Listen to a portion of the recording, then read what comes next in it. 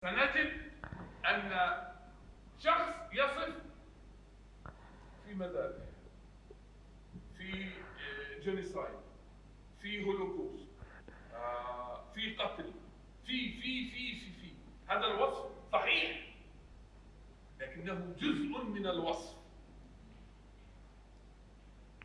Seperti contoh, kalau kita diminta menggambarkan apa sekarang yang terjadi di Gaza, satu kata, ya umumnya madzabih, majazir, qatl, pembunuhan, genosida.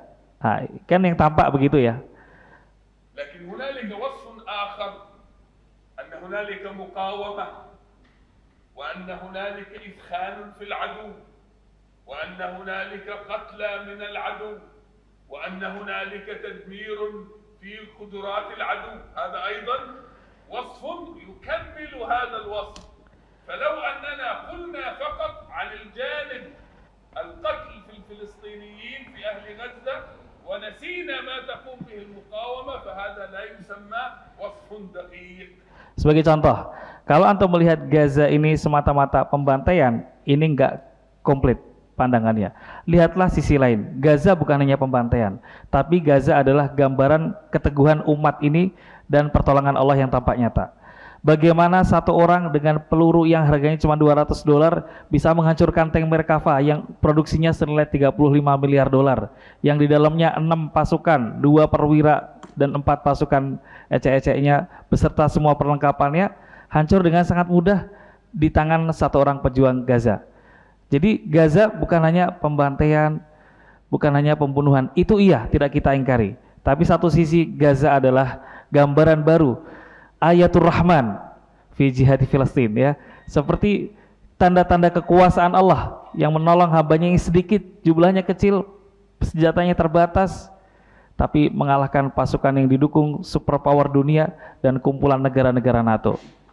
فلو قلنا عن ما يحدث من مجازر ومن مقاومة هل هذا وصف دقيق؟ لا. لم نتكلم عن ردود الفعل الدولية وما يحدث في العالم في أمريكا وفي بريطانيا وفي أندونيسيا وفي غيرها من البلدان. هذا أيضا جزء من الوصف الدقيق الذي يجب عندما نرسم الصورة الكاملة عما يحدث في غزة. ليس فقط ما يحدث في غزة والمقاومة، ولكن أيضا ردود الفعل الدولية. المحكمة الجنائية، المحكمة العدل الدولية، المظاهرات في الجامعات الأمريكية والبريطانية، وما يحدث من مظاهرات هنا في أندونيسيا ومن غيرها من البلدان. هنا تكتمل الصورة عما يجري في قطاع غزة. Sisi lain dari Gaza sekarang ini teman-teman, selain pembunuhan, gambaran tentang perlawanan Allah, ada sisi lain yang perlu kita baca juga, yaitu perubahan sikap para elit global. Jadi apa yang terjadi di Gaza mempengaruhi pemilu di Amerika, di mana 2 presiden yang sedang berdebat ini, dua-duanya berbicara tentang isu Palestina. Kamala Harris berbicara agar berhenti perangnya. Donald Trump bilang kalau saya jadi presiden gak akan terjadi kejadian itu. Negara-negara juga sama. Terjadi demo besar-besaran dan panjang, termasuk di kampus-kampus tua, kampus-kampus hebat di Eropa dan Amerika, yang melibatkan para dosen. Sekarang opini publik di Barat juga berubah, memandang Israel juga sudah berubah. Rakyatnya sendiri juga nggak setuju kalau negaranya kirim senjata kepada Israel atau jual senjata kepada Israel. Di Indonesia apa ada dampaknya? Ada juga dampaknya. Dimana sekarang ya dampaknya antum tahu kalau Indonesia, artinya selain pembantaian, sumut, juga ada tentang ternyata dampak isu Gaza ini kemana-mana. إذن الوصف الدقيق عملية معقدة، وإن أخطأت بها أخطأت في بقية العملية. Jadi untuk memberikan gambaran detail itu butuh proses panjang dan kita harus teliti ini dampaknya kemana. إذن لابد أن تنظر إلى أي حادثة من جميع جوانبها وليس من جانب واحد حتى تصل إلى الوصف الدقيق. Jadi memberikan gambaran sebuah kejadian atau sebuah misi itu teman-teman semuanya harus melihat dari banyak sisi sehingga kita bisa menyimpulkan.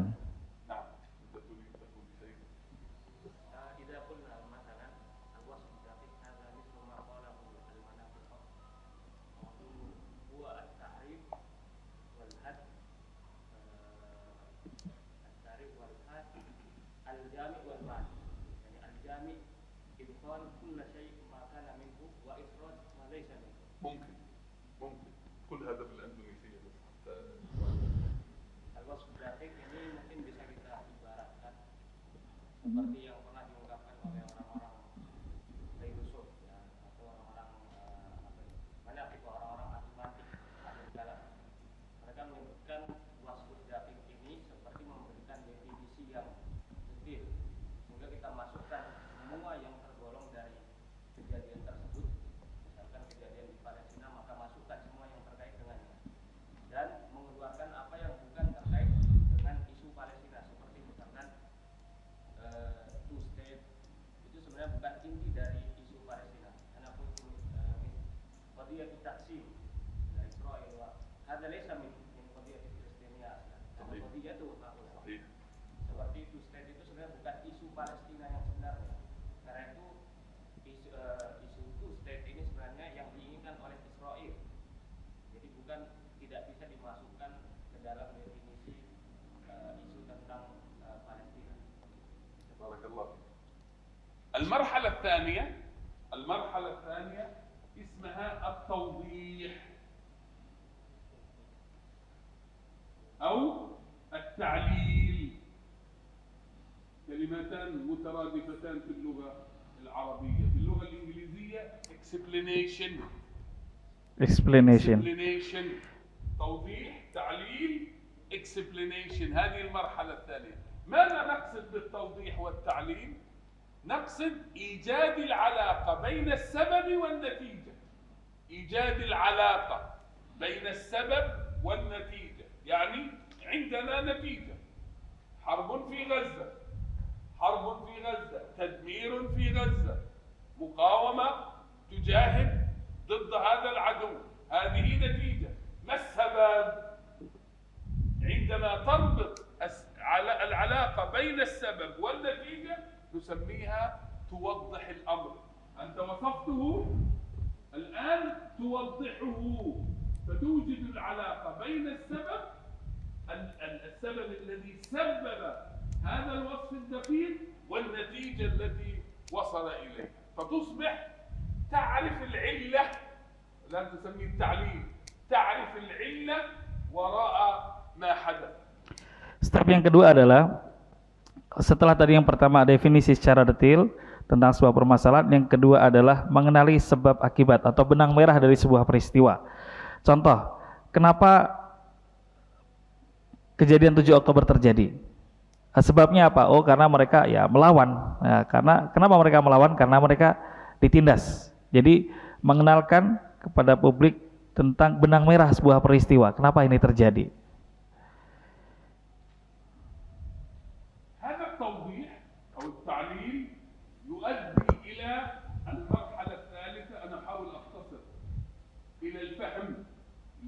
العلم. هذه المرحلة الثالثة. يعني بعد الوصف الدقيق وأدينا التوضيح، اوتوماتيكلي نصل إلى عملية الفهم. نفهم، لأنه أنا وصفت الحالة، وضحت الحالة، أوجدت العلاقة بين السبب والنتيجة، اوتوماتيكلي نصل إلى عملية الفهم اللي هي الأندرستاندينج. Ya, setelah poin pertama tadi dan kedua kita pelajari, yang ketiga orang akan tahu gambarannya secara umum dan sebab akibat apa yang terjadi dari peristiwa yang terjadi di wilayah tersebut. Masuk dalam kerangka al-fahmu, yaitu pemahaman terhadap sebuah permasalahan. نأتي إلى المرحلة الرابعة وهي التفسير، ليس تفسير القرآن، التفسير وهي المرحلة الرابعة اللي هي الانتربريتيشن. ماذا نقصد بالتفسير؟ فهمنا القضية، الآن نفسرها. كيف نفسرها؟ هنا لا يمكن التفسير إلا من خلال نظرية معرفية. أنت بحاجة إلى نظرية معرفية، والحمد لله المسلمين ضعفاء في هذا الجانب. الحمد لله رب العالمين، ضعفاء جدا جدا جدا.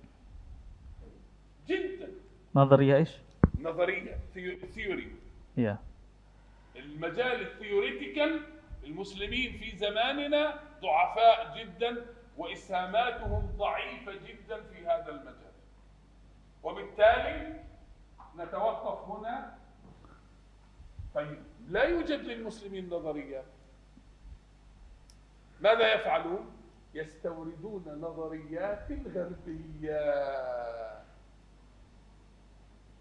احتلال العقل الذي تكلمنا عنه. أنا لا أستطيع أن أفسر إلا أن يكون عندي theoretical framework، إطار نظري، والإطار النظري يعني أنت بحاجة إلى ثيوري، إلى نظرية. ومع الأسف نحن في زماننا كمسلمين لم ننتج نظريات، وبالتالي ماذا نصنع؟ نستورد من الغرب الذي أوجد إسرائيل نظريات حتى نفسر هذا الواقع المؤلم مع الأسف الشديد. Yang keempat adalah setelah menganalisa peristiwa dan memahami sebab akibatnya, harus muncul sebuah pakem dalam kerangka berpikir, sehingga umat Islam tidak memandang sebuah peristiwa itu dari kacamata para elit barat, tapi punya pakem tersendiri dalam teori atau framework tersebut. هل تتوقع أن الغرب سيعطينا نظريات تعيننا على تحرير المسجد الأقصى المبارك؟ Mungkin nggak Barat itu ngasih Masjidil Aqsa gitu secara gratis. Ya mereka teriak-teriak solusinya adalah dua negara. Jadi udah dua-duanya damai, ada Palestina, ada Israel. Ini yang diinginkan Barat, dan ini disuarakan banyak pemimpin Muslim yang mereka terjebak pada teori atau kerangka berpikir Barat, bahwa di situ tetap harus ada Israel. Solusinya biar adil, biar nggak perang, ada Gaza, ada Palestina, ada Israel. هل الهولنديين أنتجوا نظريات ساعدت الأندونيسيين في تحرير أندونيسيا؟ Sama halnya ketika kita dijajah Belanda. Apa Belanda kemudian ngajarin kita gimana agar kita ini bisa keluar dari Indonesia dan kami kembali menyerahkan ini ke para pemimpin lokal? Nggak mungkin kan? Mereka punya teori, mereka punya pandangan sendiri bahwa yang melawan hegemoni Belanda di sini ya penjahat. Dalam kacamata kita, mereka adalah para pahlawan bangsa. فإذا في العالم الإسلامي نحن نقف هنا مع الأسف الشديد، وهذا يفسر احتلال العقل المسلم. نقف هنا نتقدم، نبدأ نفسر. تمام، تفضل فسر، فسر علميا، فسر علميا. تمام، فسر علميا. أين النظرية؟ لا يوجد. إذا نأتي بنظرية أمريكية أو بنظرية بريطانية أو بنظرية ألمانية أو بنظرية فرنسية حتى نفسر كيف يمكن أن نحرر المسجد الأقصى المبارك، وهذا لا نجده مع الأسف الشديد. Inilah sayangnya sampai saat ini bahkan termasuk para elit, para pemimpin negara Muslim masih membaca situasi ini dan memihak pada teori Barat, sehingga mereka mengamini yang disebut dengan ceasefire. Padahal sebenarnya bukan hanya ceasefire aja, bukan hanya berhenti perang, tapi berhenti dan mereka keluar semua dari batas wilayah Gaza, kembalikan semua tawanan. Sementara Barat hanya menyuruhkan selesai perang, bukan hanya selesai saja. Nah, itulah yang diterangkan oleh beliau tentang kerangka berpikir yang dimiliki oleh umat Islam sendiri.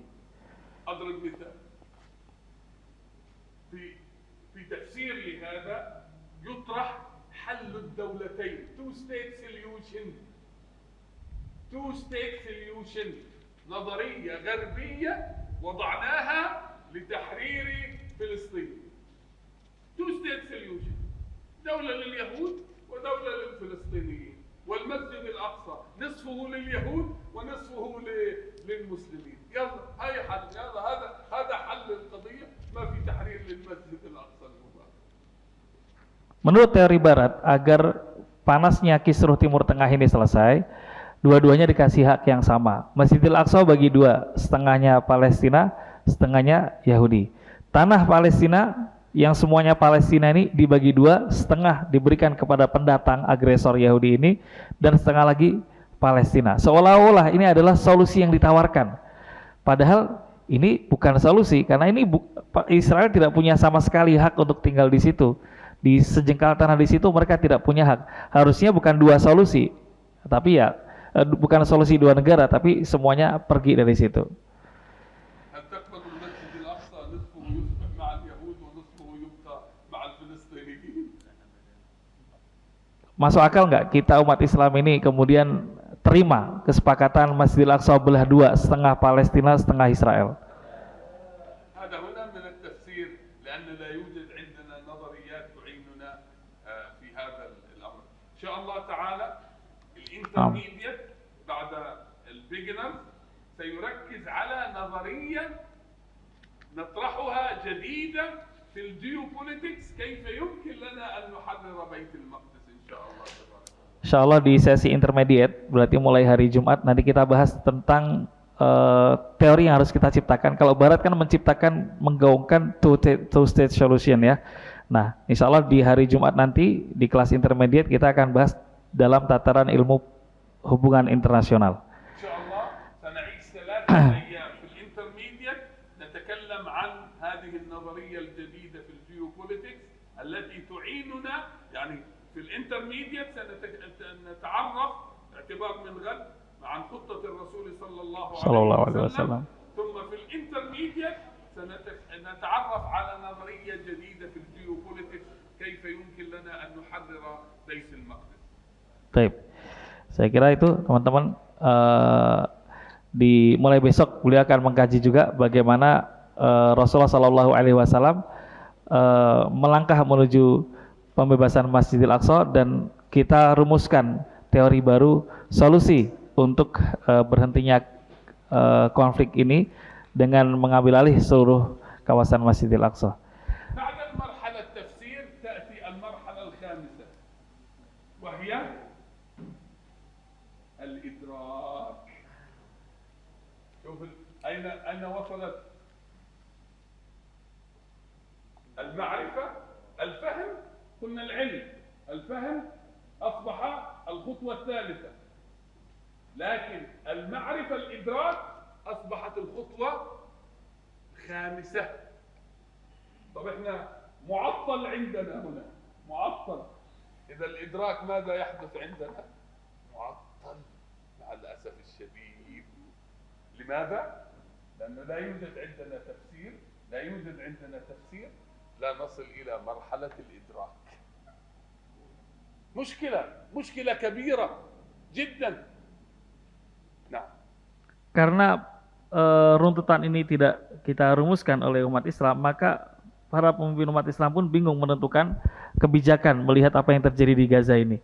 Karena poin yang kelima yaitu memahami apa yang terjadi, mengambil langkah, itu mereka tidak sampai pada tataran idrak.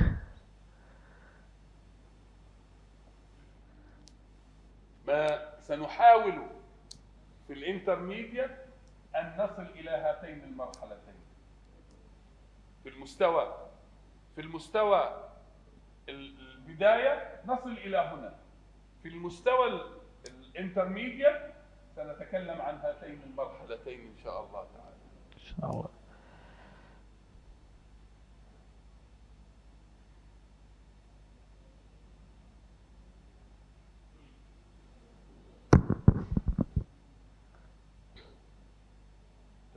تمام. نكمل بعد الصلاة. لا انتظر منك الأخيرة. خلاص قمت بترجمتها. قمت؟ نعم. تمام. السادسة اسمها التوجيه. رقم 6 دايركشن توجيه. هل يمكن أن نصل إلى التوجيه بدون الإدراك والتفسير؟ لا.